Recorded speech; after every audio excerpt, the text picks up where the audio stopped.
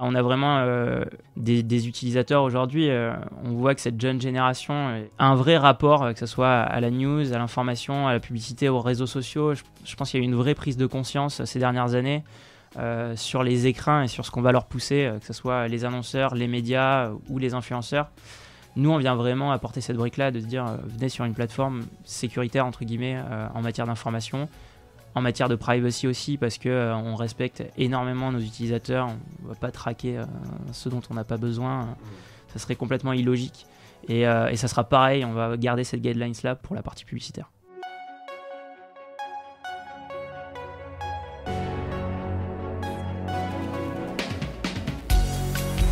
Bienvenue dans Mediarama, le podcast du futur des médias. Je suis François Desfossés et chaque semaine, je rencontre des entrepreneurs, des têtes penseuses et des experts de la galaxie média. Ce podcast est proposé par Cosa Vostra, agence de conseil tech et créative. Retrouvez-nous sur cosavostra.com.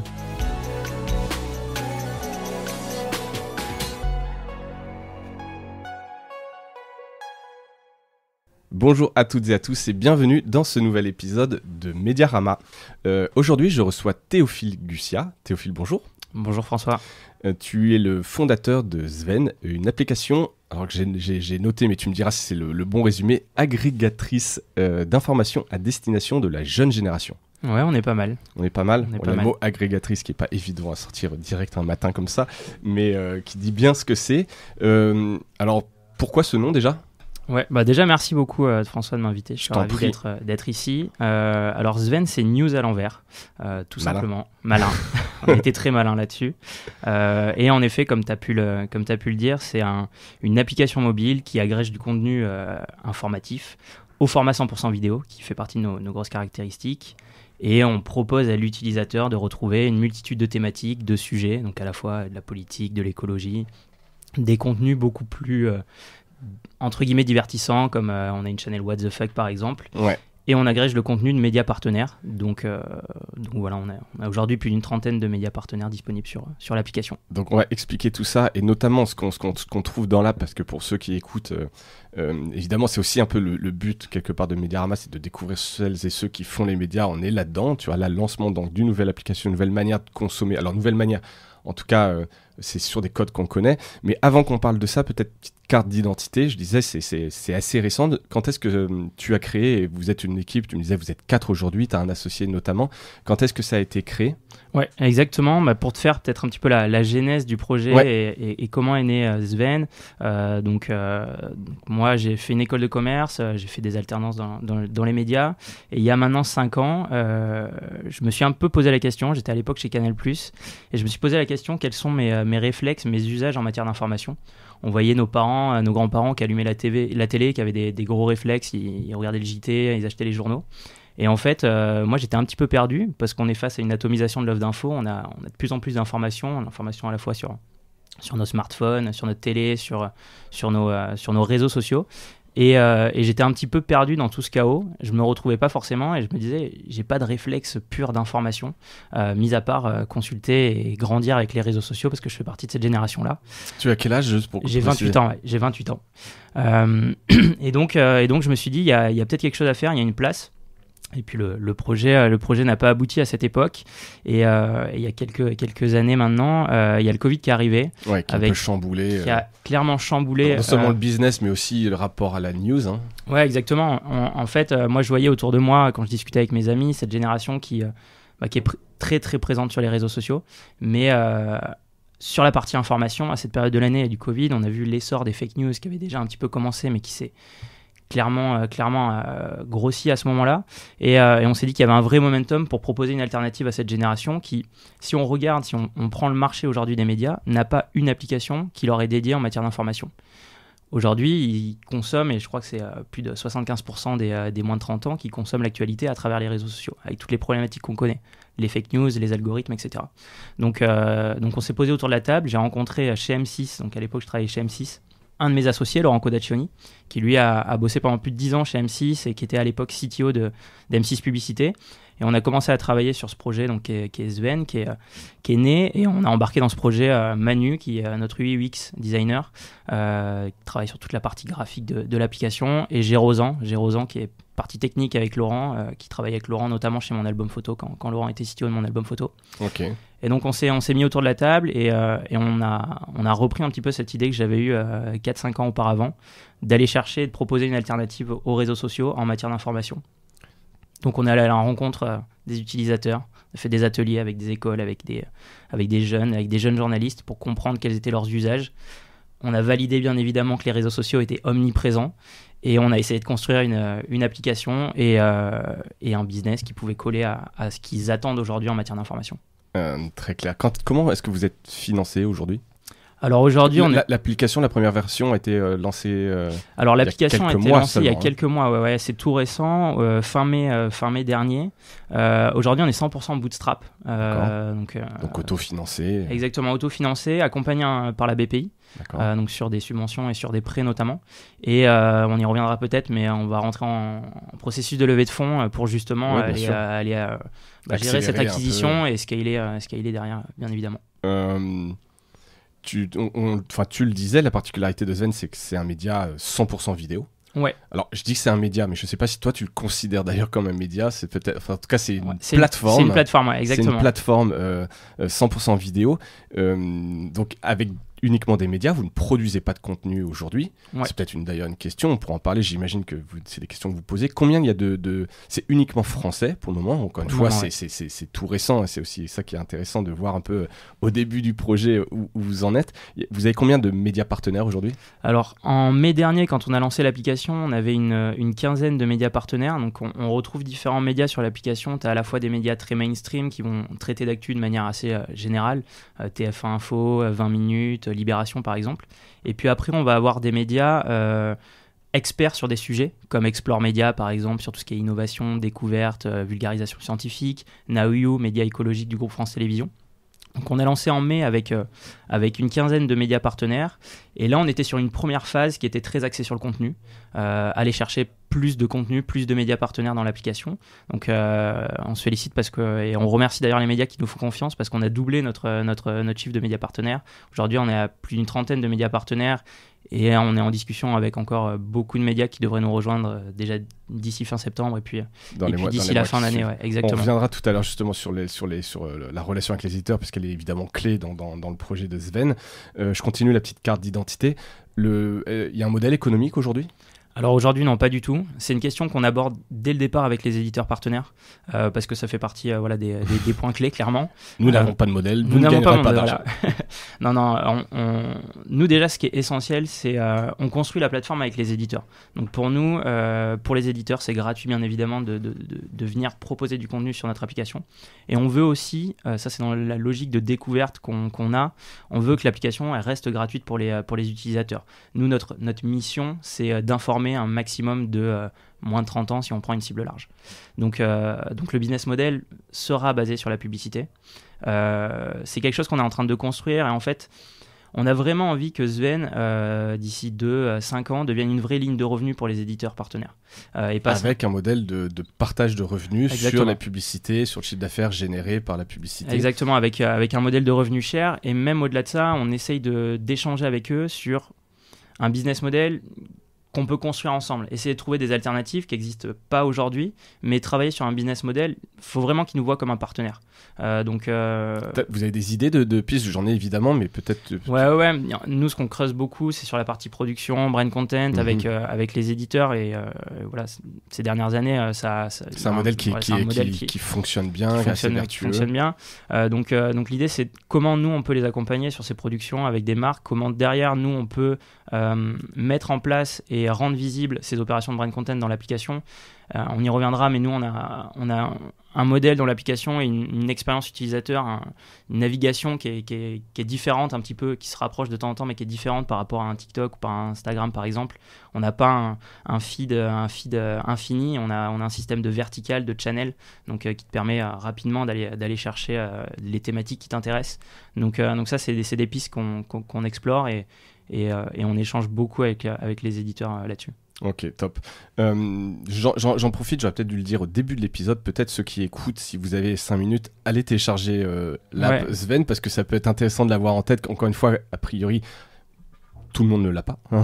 Sinon, voilà, donc allez la télécharger, ne serait-ce que pour voir, puis pour bien sûr un peu cet épisode que vous puissiez comprendre. Et puis si ça te fait des utilisateurs, des éditeurs qui veulent te contacter, c'est aussi un peu l'intérêt de l'épisode. Est-ce que tu peux d'ailleurs donc décrire en tant qu'utilisateur à quoi j'ai accès quand je m'onboard? Alors, tu télécharges Sven, tu rentres directement. Nous, on a un point clé, c'est le contenu est roi. Donc, tu es directement confronté à du contenu, full screen, vidéo, bien évidemment. Et on a ce système de vertical, en fait, où tu vas pouvoir retrouver différentes thématiques. Donc, nous, on appelle ça des channels. Tu vas avoir la channel Ma Planète qui va parler d'écologie, Ça Transpire qui va parler de sport.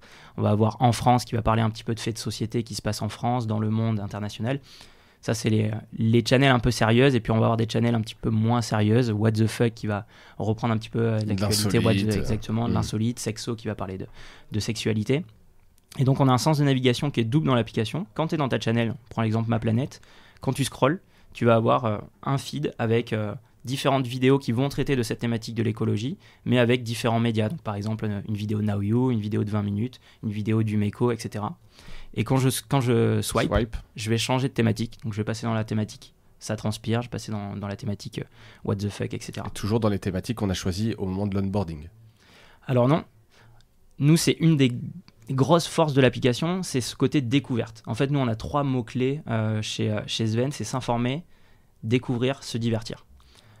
On s'informe parce qu'on a du contenu qui est 100% informatif, donc pas forcément de l'actu chaude, on va avoir l'actu informatif au global, sens large. On découvre parce qu'on a accès à toutes les thématiques et on a accès à tous les médias. Il n'y a pas cette logique d'abonnement qu'on peut avoir notamment sur les réseaux sociaux. Et on se divertit parce qu'on ne fait pas une application d'info un peu anxiogène. On va avoir aussi des moments d'information beaucoup plus légers. Et donc, quand je crée mon profil sur Sven, je vais pouvoir renseigner différentes thématiques qui m'intéressent. Ces thématiques, on va forcément te les pousser. Donc, on va te mettre, par exemple, si tu as coché sport, notre algo va te mettre la channel Ça Transpire dans les premières channels, histoire que tu n'ailles pas à la dernière channel pour avoir l'info au sport. Mais dans tous les cas, tu auras accès à toutes les channels et à toutes les thématiques. Encore une fois, notre objectif, c'est que l'utilisateur, il découvre et il s'informe en découvrant à la fois des nouveaux médias et des nouvelles thématiques. Très clair. Et ce qui veut dire, par exemple, les thématiques d'onboarding, alors je les ai plus en tête, c'était il y a quelques jours, au sein d'une channel, ça peut avoir une influence, parce que c'est une channel, c'est un format un peu général, Ma Planète par exemple. Est-ce que tu peux retrouver, tu as un peu de pondération par rapport à ce que tu as fait l'onboarding, ou cet onboarding sur des thématiques sert juste entre guillemets dans l'ordre des channels? Non, cet onboarding il sert juste dans l'ordre des channels. Après, sur comment sont classifiées, on va dire, les vidéos dans ta channel, là on a un autre algo qui est compliqué à développer et sur lequel Géraud et Laurent notamment travaillent d'arrache-pied. En fait, on prend le contre-pied un petit peu des réseaux sociaux qui créent des bulles sur leur algo et qui vont pousser ce qui est populaire, ce qui marche. Nous, on a toujours ce souci de découverte et c'est pour ça c'est une grande différence par rapport à ces plateformes-là. C'est que notre algo, il va prendre, il y a 4 variables qui rentrent en jeu. La fraîcheur, donc quand est-ce que la vidéo a été uploadée sur la plateforme, bien évidemment. Il y a le taux de complétion, donc est-ce que cette vidéo, elle a été regardée ou directement scrollée, swipée. Il y a l'engagement qui aujourd'hui se manifeste par le partage. On peut partager la vidéo hors de l'app, etc. Donc ça, c'est quelque chose qui rentre en jeu. Et il y a un dernier bloc qui est le moins évident, qui va être la diversité de points de vue et de contenus et de sources qui vont être poussés dans une channel. Donc, par exemple, si tu es sur une vidéo qui va parler d'écologie et qui vient de 20 minutes, nous, l'idée, c'est que derrière, on puisse te pousser une vidéo mais d'un autre média pour que tu aies toujours cette soif de découverte et que tu ne restes pas enfermé sur des médias que tu consommes le plus. Ouais, alors c'est hyper intéressant et hyper... je trouve plus le mot, mais on va dire positif. Concrètement, comment ça se traduit ou comment tu fais l'algorithme? Parce que chaque contenu, vous les regardez avant et vous les classez, ce qui pourrait être fait au début si tu as peu de contenu, mais très vite, c'est pas possible. Donc comment est-ce que tu es capable de dire, tiens, je vais balancer un contenu avec un point de vue contraire? C'est ça qui est compliqué en fait. Au début, tu as raison, hein, on n'avait pas énormément de contenu, donc c'était assez facile. On peut se permettre de faire un peu à la mano, ça pouvait passer. Là, on commence à avoir beaucoup plus de contenu, donc en fait, nous, comment on travaille peut-être avec les éditeurs partenaires, on leur fournit un accès à un back-office, donc c'est eux qui font la démarche de venir uploader leur D'accord, c'est intéressant. C'est pas vous qui allez les chercher, c'est eux qui viennent les mettre dans ce que vous leur demandez. Il y a ça. Exactement, en fait, ils ont un back-office et on a travaillé le back-office pour que ça soit quelque chose d'ultra optimisé. Il ne faut pas que ça soit un projet en fait, pour les groupes médias de venir aujourd'hui sur Sven. Donc pour uploader, pas de barrière, quoi. Pas de barrière. Pour uploader un contenu, il faut moins de 10 secondes. Tu renseignes un titre, tu drag and drop ta vidéo et tu renseignes différents tags. C'est ces tags-là qui vont rentrer en jeu dans notre algo et comment on va classifier aussi l'information. Et puis après, c'est sur les sources. Nous, l'idée, c'est de te pousser différentes sources. Donc, oui, tu connais un peu tes sources, il y a des tendances, etc. quoi. Exactement, et l'idée aussi, c'est pas que tu fasses peut-être trois vidéos d'une même média. L'idée, c'est que tu es toujours un nouveau média qui vienne un petit peu t'apporter de l'information autre que ce que tu viens de voir.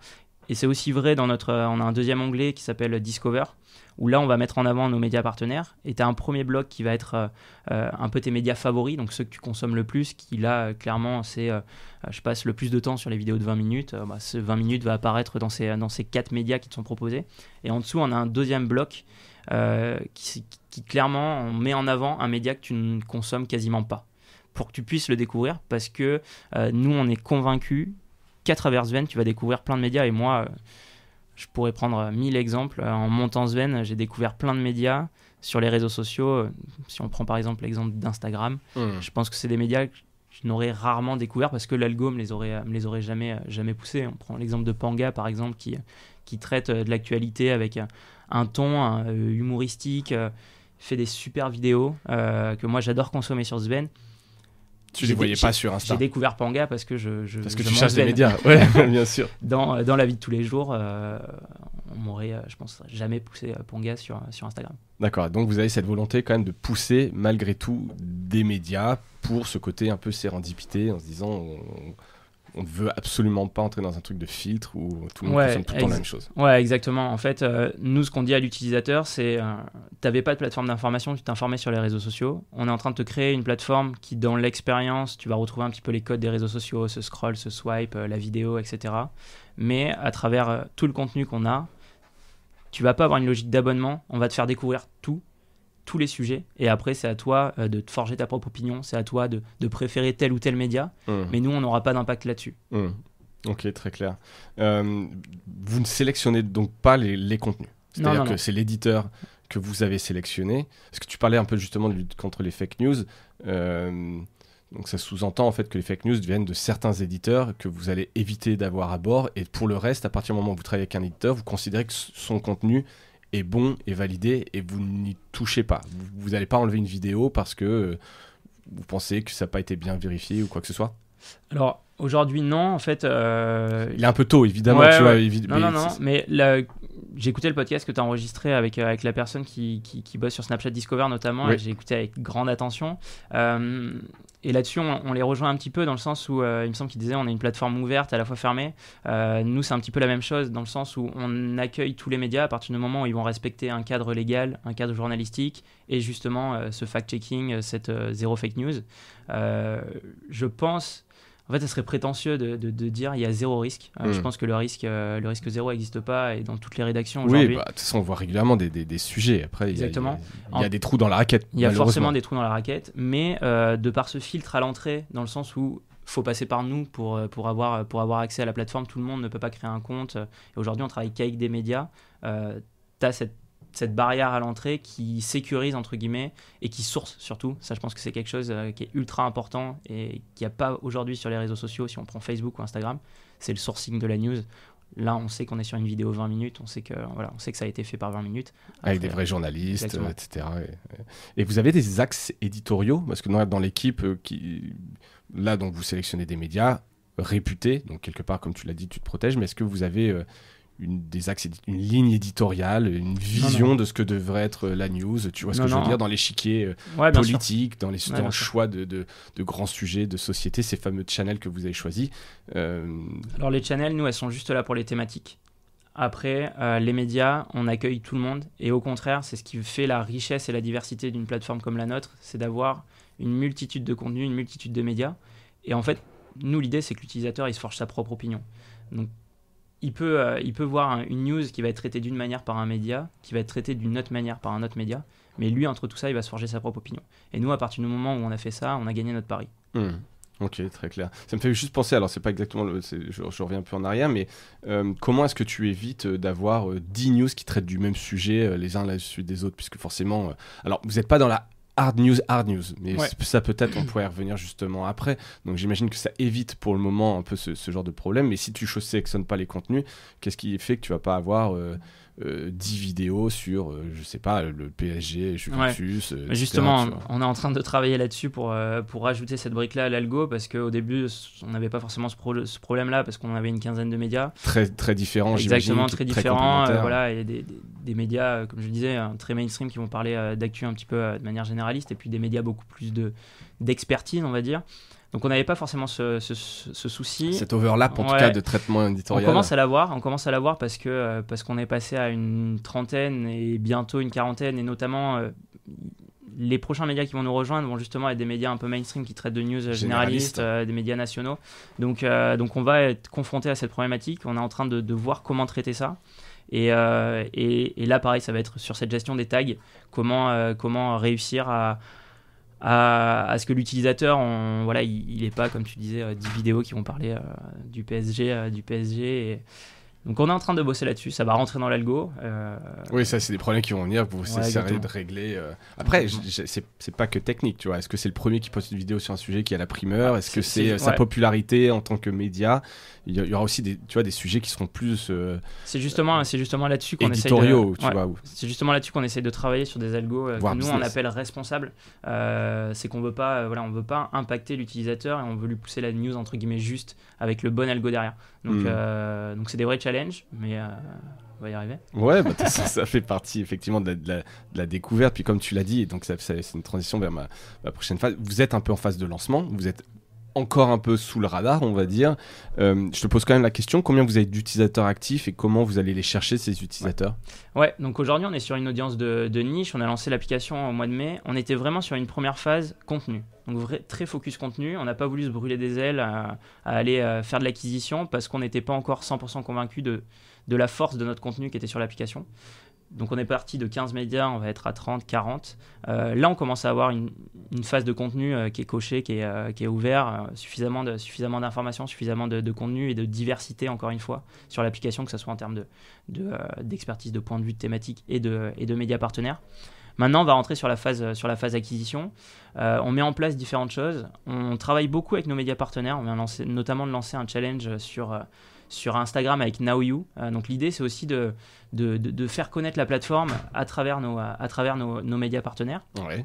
On a un partenariat avec Whitecom, qui est une régie qui est présente dans les salles de sport, qui diffuse notamment de la publicité sur des écrans, des écrans numériques dans les exactement. Et donc nous, on diffuse de la news sur ces écrans-là. Donc on a signé ce partenariat il y a peu de temps. On est présent dans plein de salles de sport. Donc ça, c'est super. Et on va mettre d'autres partenariats de ce type en place. Et puis après, l'idée, c'est d'être présent aussi là où est notre audience aujourd'hui, donc sur les réseaux sociaux. Et on est en train de créer du contenu un petit peu inédit qu'on va publier sur notre TikTok, sur notre Insta, qui va justement mettre en avant nos médias, parce que notre richesse, ça reste le contenu qui est sur l'application, donc les médias partenaires, comment les mettre en avant. Et puis après, aller présenter l'application aussi à travers des petites scénettes qui seront disponibles très prochainement sur TikTok. Et puis après, pour la partie acquisition beaucoup plus robuste, on va dire, on va rentrer sur un processus de levée de fonds prochainement. Donc il y aura toute une partie de cette levée de fonds qui servira notamment à l'acquisition. Parce que je reviens sur l'acquisition, la levée de fonds, c'est intéressant, on suivra ça, j'essaie de partager, voir c'est un pitch deck à l'occasion, je pense que c'est intéressant. Parce que le contenu qu'on trouve sur Sven, pour dire les choses, c'est du contenu... pour le moment, qu'on trouve sur les réseaux sociaux. Ouais. C'est majoritairement, arrête-moi si je dis une bêtise, des médias gratuits. Donc eux, évidemment, ils ont un intérêt à être diffusés le plus largement possible. C'est le plus facile quelque part à convaincre au début, et tant mieux parce que ça te fait du contenu, etc. Mais comment est-ce que tu vas dire à un jeune, même si ça fait très vieux de dire ce terme, à moins de 30 ans, qui peut déjà voir ce contenu, d'aller télécharger une app pour voir du contenu qu'il peut avoir... là où il a déjà l'habitude, tu vois, c'est pour moi un des gros challenges, tu vois. T'as raison, mais en fait, ce ce jeune-là, il voit pas forcément le contenu aujourd'hui sur les plateformes sociales. Le contenu des médias qu'on peut retrouver sur Sven notamment et de tous les autres qui nous ont pas encore rejoints, il est complètement noyé sur les réseaux sociaux, avec du contenu de tes amis, avec du contenu d'autres personnes, etc. Donc le contenu informatif, le jeune le voit pas forcément. Et en plus de ça, s'il n'est pas abonné, et on reprend l'exemple par exemple de Panga, s'il n'est pas abonné à ce média-là, il a encore moins de chances de le voir, il a encore moins de chances de le découvrir. Donc nous, ce qu'on lui dit, c'est super les réseaux sociaux, tu vas pouvoir te divertir, tu vas pouvoir échanger avec tes amis, c'est génial. Par contre, pour t'informer, il te manque une vraie brique. Exactement. Il te manque ton application d'info en fait. Bien formalisée quelque part. Exactement. Et donc nous, on va apporter cet écrin-là qui va traiter 100% d'informations. Donc déjà en plus pour les médias qui nous font confiance, l'audience elle est qualifiée. Tu regardes pas une vidéo de la même manière si tu es sur Sven, si tu es sur TikTok ou sur Snapchat ou sur Instagram. Tu viens sur Sven pour t'informer, pour faire la démarche. Donc, de base, l'audience est beaucoup plus qualifiée, attentive à ce que tu vas dire. Et tu vas pouvoir découvrir toutes les thématiques. En fait, si demain, je suis sur Instagram, par exemple, je veux m'informer sur de l'écologie. Quelle va être ma porte d'entrée à m'informer sur de l'écologie ? Rechercher un média qui va traiter d'écologie. Donc, potentiellement, je vais tout le temps rechercher le même média parce que je sais que tel média en tête et c'est celui-là. Sur Sven, j'ai envie de m'informer sur l'écologie, je vais dans la channel Ma Planète et là je vais découvrir sur cette thématique de l'écologie qui m'intéresse à un instant T une multitude de contenus et des médias différents. Donc je vais à la fois en découvrir, il y en a d'autres que je vais adorer, il y en a d'autres que je vais moins aimer, je vais pouvoir scroller, mais dans tous les cas, j'ai pas cette barrière à l'entrée. Moi, on me met sur Instagram, on me dit vulgarisation scientifique, je sais pas, j'ai envie d'aller voir, j'ai pas forcément de médias connus là-dessus, quoi. Et où je vais toujours me tourner vers le même média, je vais aller peut-être sur Hugo Décrypte, Brut, etc. Mais j'aurai une seule source d'information. Et ça, je trouve que c'est dangereux et un petit peu brider l'utilisateur de se dire informe-toi que à partir de cette source d'information, quoi. C'est ta source d'information. Ouais, il y a autre chose en dehors. Mais tu n'aurais pas pu, alors je sais même pas si c'est possible techniquement, mais enfin techniquement si, mais créer un compte Insta Sven et publier les vidéos de tes médias partenaires. Ouais, c'est possible. Nous, on a pris le parti le plus fou, c'est de créer une application. C'était plus dur et ça nous emballait un peu plus. Et t'as une UX qui est un peu différenciante. Ouais. Et je suis pas surtout, je suis pas dépendant d'un algo en fait. Exactement. C'est toi qui détermine ça et c'est ton truc. En parlant du UX, c'est quoi les priorités pour aller plus loin ? Parce que là, c'est un bel écrin. L'app est vraiment réussie. Hein. Vraiment, je te dis félicitations. C'est un bel écrin. C'est quoi pour toi peut-être des priorités du X pour aller encore plus loin et rivaliser avec des Insta, des Snap Déjà, on est ravis parce qu'on a des super retours sur l'application et ça, c'est quelque chose qu'on a beaucoup travaillé en amont. En fait, nos concurrents directs ou indirects sont les plateformes sociales. On n'avait pas envie de rougir avec des gros moyens. Clairement, ils ont des moyens que nous, on n'a pas. Mais justement, ça fait notre agilité et c'est quelque chose qui est plutôt intéressante. Nous, on voulait pas avoir à rougir quand un utilisateur quitte TikTok ou quitte Instagram et lance Sven, que ça soit sur l'expérience qu'il va avoir. Donc, on a vraiment fait un gros taf et félicitations de tech de l'équipe, Géraud et Laurent, parce qu'ils ont fait un vrai taf technique sur que ça soit ultra fluide et super beau. Nous, en fait, sur la suite et ce qui va nous différencier par rapport aux réseaux sociaux, il y a différentes choses. Déjà, ça va être sur le contenu, où on va continuer, donc bien évidemment, à aller chercher des nouveaux médias. Aujourd'hui, on est 100% vidéo. On n'est pas à l'abri de voir arriver de nouveaux formats. Un format que tu connais bien, qu'on est en train de potentiellement d'enregistrer aujourd'hui. Donc ça peut avoir une brique. En fait, nous, on voit Sven comme une application d'info globale. Aujourd'hui, on s'est lancé sur une verticale qui est la vidéo.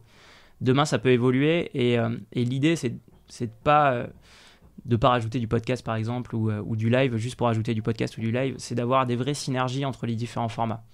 C'est-à-dire, je suis en train de m'informer sur de la vidéo avec une vidéo par exemple sur l'écologie de Now You. J'ai envie de creuser le sujet. Comment je peux creuser le sujet ? Je peux le creuser en continuant à regarder de la vidéo avec scroller. Je peux potentiellement continuer à le creuser avec un live qui est proposé par un média dans la journée ou 2 jours plus tard. Je peux potentiellement le creuser avec un podcast.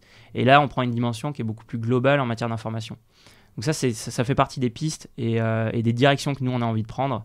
C'est de devenir beaucoup plus global en matière d'information. Et après, il y a toute une partie sociale qu'on itère et on réfléchit énormément.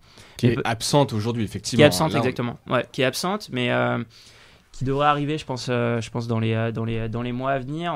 On itère encore beaucoup dessus. L'idée, c'est pas de créer quelque chose qu'on a pu voir sur les réseaux sociaux de manière sociale, je vais commenter, je vais liker, je vais partager avec mes amis. En fait, nous, on pense l'application pour l'information. Donc déjà, ça nous différencie en manière d'expérience par rapport aux réseaux sociaux qui, eux, pensent plus en matière sociale et en matière feed infini. Nous, on est vraiment axé sur l'information et maintenant, c'est rajouter une brique sociale qui va avoir un intérêt pour l'information. Donc on échange aussi beaucoup avec les éditeurs sur des features, justement, sur des features qui peuvent être intéressantes à rajouter. En fait, moi, ce que j'aimerais à terme, c'est je me connecte sur Sven, je vais m'informer avec du contenu d'ultra qualité. Je vais vraiment passer un moment d'information qui est génial. Une fois que j'ai fait ça, comment je peux contribuer à bien informer mes proches, mes amis, ma famille, dans cet écrin qu'est Sven. Donc ça fait partie des axes de réflexion et qui viendront là aussi twister par rapport à un Insta, un Snap ou un Facebook. D'accord, bon, à suivre. Ça reste mystérieux ce que vous ferez, mais j'imagine que vous avez des idées là-dessus et pareil, on suivra ça. Alors, des commentaires, je t'invite à écouter un épisode qui avait bien marché, le Dranche, qui est autour voilà, du débat d'opinion quelque part, des tribunes, qui est assez intéressant. Et je trouve que ça, c'est des choses qui marchent assez bien socialement. C'est pas du simple commentaire, en tout cas, les gens peuvent se positionner. Ça marchait assez bien.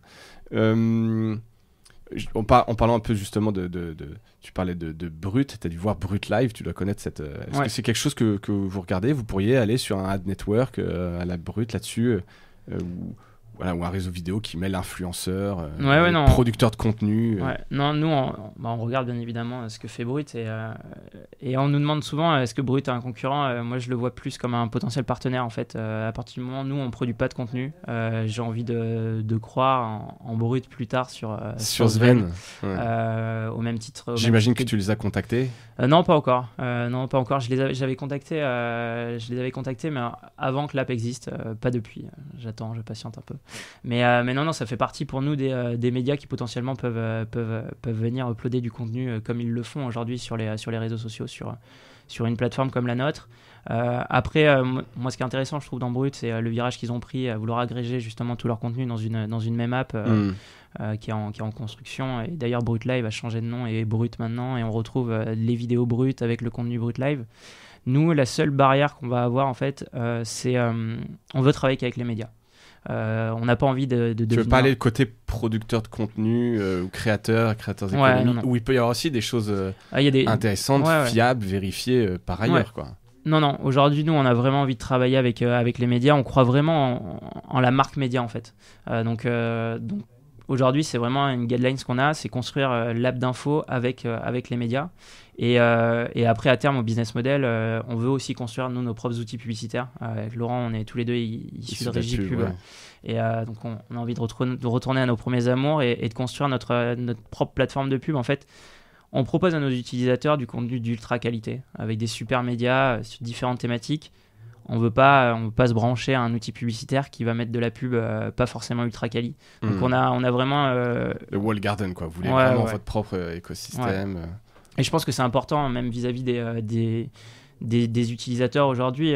On voit que cette jeune génération, et j'anticipe peut-être un peu tes questions, mais a un vrai rapport, que ce soit à la news, à l'information, à la publicité, aux réseaux sociaux. Je pense qu'il y a eu une vraie prise de conscience ces dernières années sur les écrins et sur ce qu'on va leur pousser, que ce soit les annonceurs, les médias ou les influenceurs.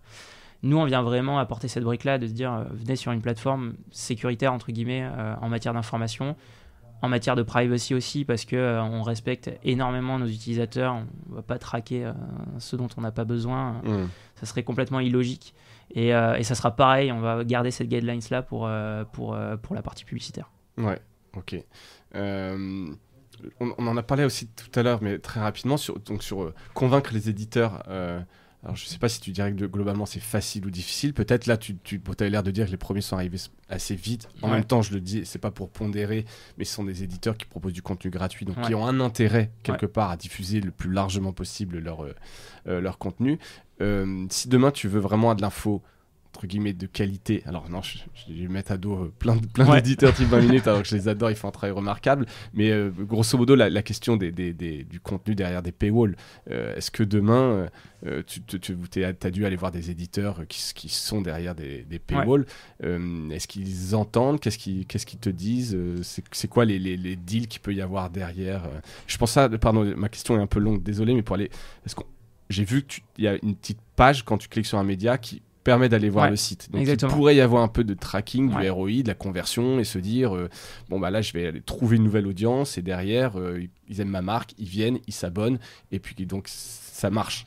En fait, nous aujourd'hui, c'est vrai, le contenu qui est sur Zven, c'est du contenu qui est produit gratuitement par les éditeurs, qui uploadent sur différentes plateformes, Snapchat, Instagram, TikTok et maintenant Zven. Donc l'idée, c'est d'avancer avec des médias comme ça. Ces médias-là, aujourd'hui, ils le font quasiment tous, même ceux qui ont des paywalls. Si tu prends par exemple Le Figaro, aujourd'hui publie énormément, et t'en parlais avec Bertrand, une rédaction vidéo 100% dédiée à ces plateformes. Donc on n'a pas encore Le Figaro sur l'application, mais j'espère qu'ils arriveront prochainement. Mais l'idée, c'est de dire en fait à ces médias-là, venez sur Zven, venez faire de l'image, de la notoriété. Demain, quand on mettra en place cette partie business model, ça deviendra, on l'espère, une ligne de revenus chez vous, et surtout une ligne de revenus pérenne en fait. Je pense qu'aujourd'hui, c'est très compliqué de travailler dans un média et de dire ce que me rapporte Snapchat, ce que me rapporte Insta et Facebook. L'année d'après, je vais avoir les mêmes objectifs. Je pense que c'est impossible. On voit à travers les algos tout ce qui peut changer. On peut pas s'appuyer dessus. On peut pas s'appuyer de ça, quoi. On peut pas s'appuyer là-dessus. Nous, on a envie de dire aux médias qui vont nous suivre, demain, quand on va mettre en place la partie business model, vous allez pouvoir vous appuyer sur cette ligne de revenus qui va évoluer, bien évidemment, en grandissant et au fur et à mesure du développement de l'application. Mais nous, c'est comme ça qu'on les approche. Et aujourd'hui, en fait, beaucoup de médias font du contenu gratuit pour aller chercher de la notoriété auprès des cibles jeunes. Ça serait super dur, je pense, pour un média qui aujourd'hui n'est pas consommé par des moins de 30 ans, de se dire c'est pas grave. Je me coupe. C'est pas grave. C'est pas grave, parce que ça serait se tirer une balle dans le pied et se dire dans 10 ans, je mets la clé sous la porte, quoi. Donc nous, on vient leur dire, venez faire un petit peu d'image, venez faire un petit peu de notoriété sur notre application. Vous allez rentrer en contact avec des cibles jeunes sur un écran qui est pensé pour les médias et pour l'information. Donc très respecté, bonne safety. Exactement, en tout cas, exactement. La marque est bien mise en avant, en valeur. Exactement. Vous allez avoir un écran, comme tu le disais, quand je clique par exemple sur le logo d'un média, j'arrive sur un écran à son image. Avec un petit résumé. Exactement, descriptif du média, lien Drive to Web si j'ai envie d'en savoir plus. Et nous, on est ravis quand un utilisateur clique et découvre un média et va sur son site internet pour consommer du contenu payant ou du contenu gratuit. Mais on a apporté un peu notre brique aux médias. Donc nous, c'est comme ça qu'on les approche. Pour répondre à ta question, c'est pas toujours facile d'approcher les éditeurs. Déjà parce qu'on est une jeune start-up, on n'a pas forcément l'audience que peut avoir un TikTok, un Instagram et un tu Snapchat. peux rien promettre, quoi. Je peux pas arriver avec un minimum garanti à la Snapchat, quoi. Donc sinon, ça serait faire couler Zven très rapidement. Donc non, l'idée c'est comme ça qu'on les approche. C'est on construit une plateforme d'info de demain ensemble, qui est pensée pour vous. On vous embarque avec nous dans ce beau projet qui est fou. Il y en a plein, et notamment au début, il nous va y arriver. Vous êtes 4 fous, vous êtes en train de faire un truc fou, mais qui a du sens, dont on partage les valeurs et la mission, parce que la mission, elle est quand même belle, c'est d'informer à cette cible de moins de 30 ans. Ok, on vient avec vous, quoi. Ok, on vous suit. Et après, nous, on a travaillé pour que ça leur prenne le moins de temps possible, que ça soit pas chronophage et que ça soit pas un projet chez eux. Pas un investissement. Donc ils investissent entre guillemets un petit peu sur nous. Ils voient en nous un projet qui demain, et moi j'en suis persuadé, peut venir apporter cette alternative à cette jeune génération.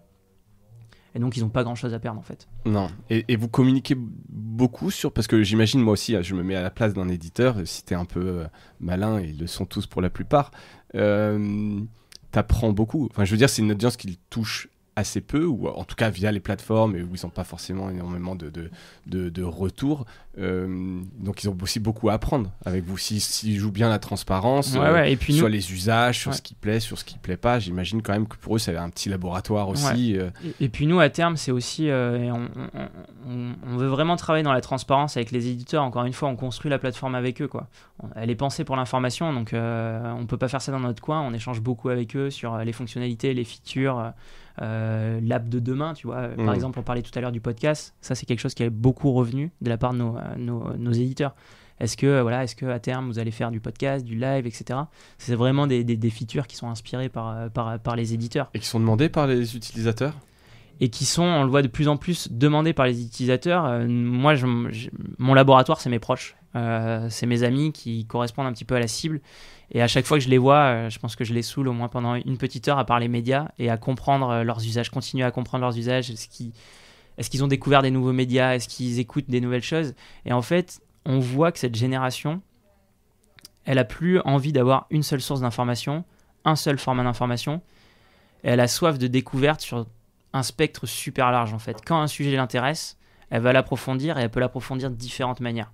Et nous, c'est quelque chose qui guide un petit peu Sven. C'est déjà, nous, on croit beaucoup à l'union, à l'agrégat, et aussi à multiplier potentiellement les formats. Et c'est pour ça que l'avenir de Sven se fait peut-être autre que sur 100% vidéo. C'est de dire à l'utilisateur, voilà, tu es sur une application où tu vas pouvoir vraiment tout découvrir. Découvrir plein de médias, découvrir plein de sujets, et potentiellement approfondir avec différents formats. Ouais, c'est très clair. Et en fait, ça rejoint un peu la dernière question quelque part où je voulais te demander sur le futur, comment tu vois l'avenir de la consommation des news de demain. Tu viens un peu d'y répondre. C'est multimédia dans le sens où en fait, si on veut approfondir, on peut aller sur. Moi, je pense que tu vois, avant, on avait une génération qui achetait toujours le même journal. Tu vois, ouais, et c'était presque familial, tu vois, une espèce qui consommait toujours la même chaîne télé, le même JT, attaché au JT de TF1, attaché au JT de France 2. Aujourd'hui, on est sur une génération, en fait, et on a poussé volontairement ou involontairement cette génération à avoir ce chaos informationnel, cette atomisation. Aujourd'hui, ils ont un choix qui est clairement beaucoup plus large que les générations précédentes. Et donc, ils ne sont pas forcément attachés à une marque média.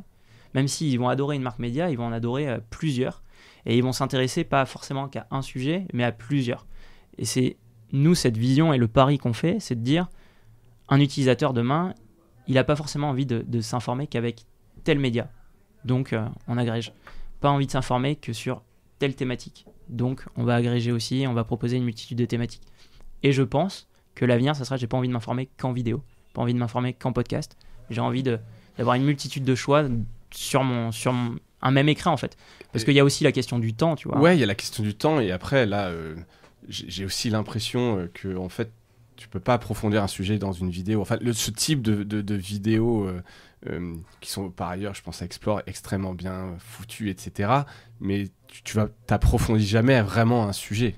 C'est ça tu en vois, fait. Voilà, comment tu vas au-delà du snacking. Ok, je suis au courant d'un truc, mais comment je me forge une opinion, comment non pas je deviens expert, mais juste au-delà d'avoir lu le titre et compris le truc, comment je vais plus loin.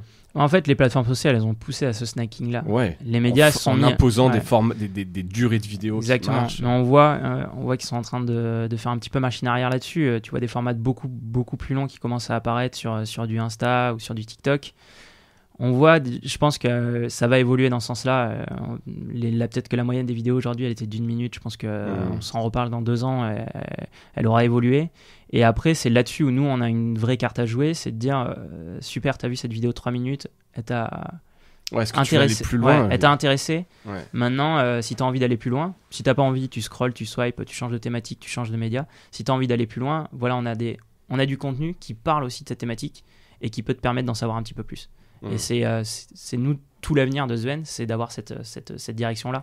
Ouais, dans une UX propre, qui ne casse pas ton expérience Exactement. de swipe, etc. Ça, c'est tout l'enjeu. Et trouver le bon maillage entre ces formats, etc. Ouais. Ça va être intéressant, il va y avoir pas mal de, mal de boulot. Mais pour le coup, là-dessus, on est un peu seul, quoi. On est un peu seul parce qu'aujourd'hui, tous les médias ont leur app. Tous les médias sont sur les réseaux sociaux, mais qui ne sont pas vraiment des plateformes sur lesquelles tu t'informes. Non. On vient proposer cette alternative, tu vois, qui n'existe pas aujourd'hui. Moi, je vois quand on échange avec des jeunes, on fait beaucoup d'ateliers, beaucoup de conférences dans les écoles. Quelles sont vos sources d'information et quelles sont vos apps d'infos? Les apps d'infos, déjà, t'oublies, parce que c'est les réseaux sociaux. Mais en même temps, tu leur demandes est-ce que c'est bien, est-ce que vous découvrez plein de choses? Est-ce que vous informez avec différents médias? Non, pas vraiment, quoi. Donc qu'on est arrivé, on reparlait du momentum tout à l'heure avec l'arrivée du Covid. Je pense qu'il y a une vraie prise de conscience de cette génération avec un momentum qui est ultra présent aujourd'hui, quoi. Et qui nous a poussé aussi clairement à lancer et y aller. Et après, donc tout le challenge, ce sera effectivement de faire connaître Sven, que les gens téléchargent et que ça devienne un réflexe, et que ça devienne l'app cool. Donc ça c'est la deuxième phase. Et c'est là où ça va coûter un peu d'argent. On a fait une phase contenu qu'on a remportée avec succès. J'en parlais avec TF1 cette semaine. Justement, ils étaient assez surpris du nombre de médias qu'on a réussi à embarquer avec un projet si jeune. Ouais, parce que il y a eu plein d'initiatives comme ça, tu vois. Parce que vu de l'extérieur, tu pourrais dire bon, c'est un énième kiosque contenu, il y en a eu beaucoup, ça s'est consolidé, il y a quand même Caféine qui sort du lot en ce moment, mais qui eux sont pas du tout sur le même créneau que vous, clairement.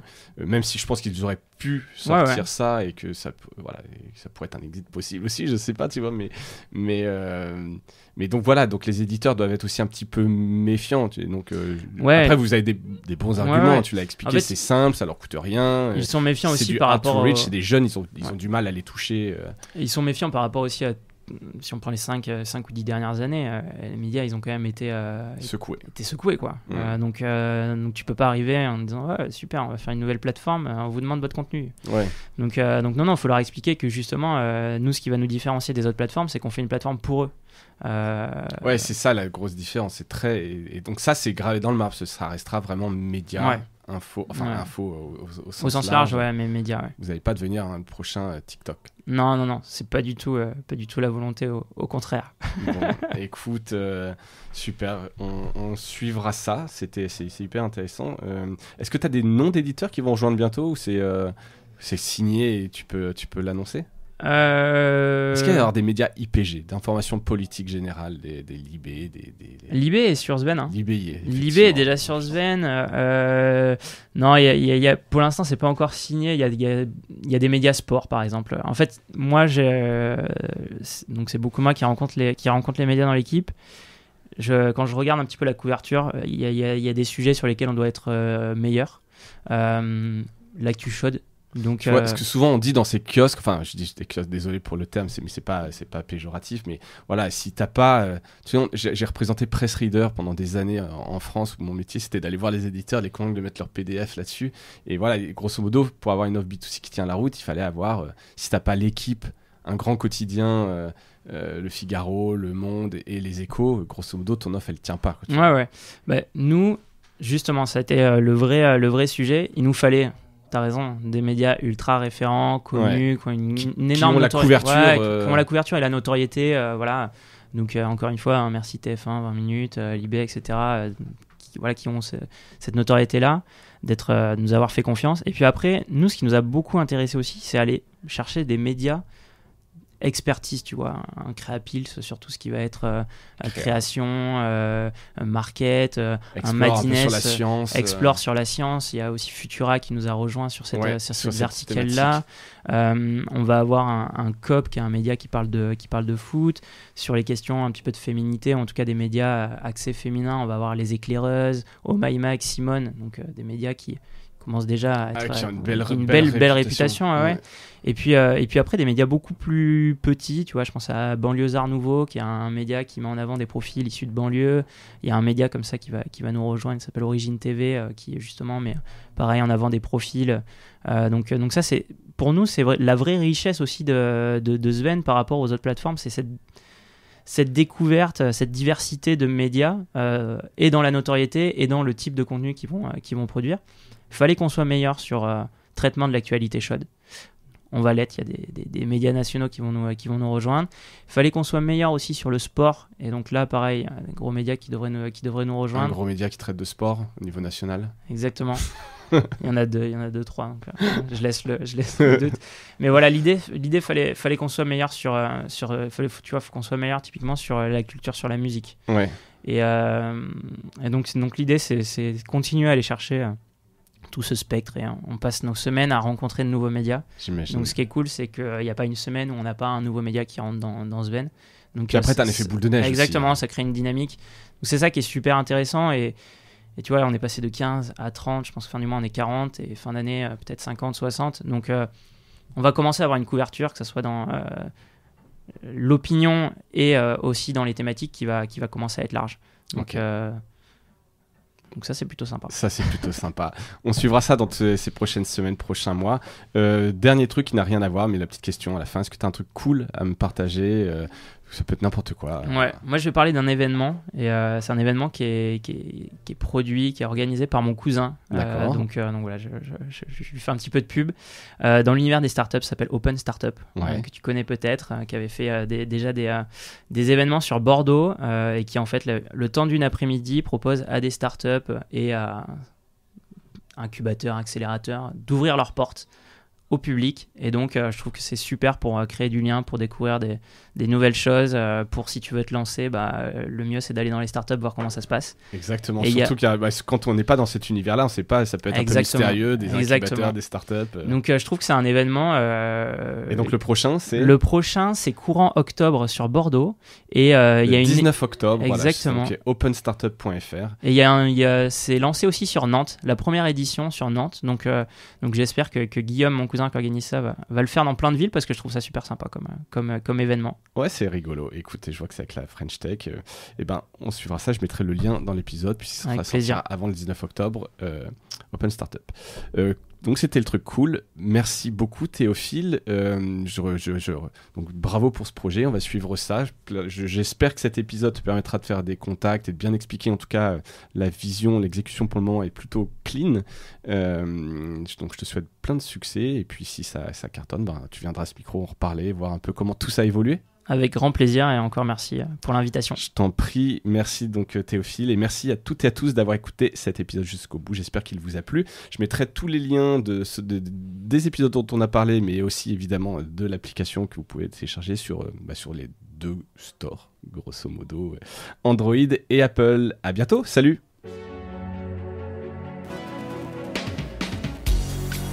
Voilà, Mediarama s'achève.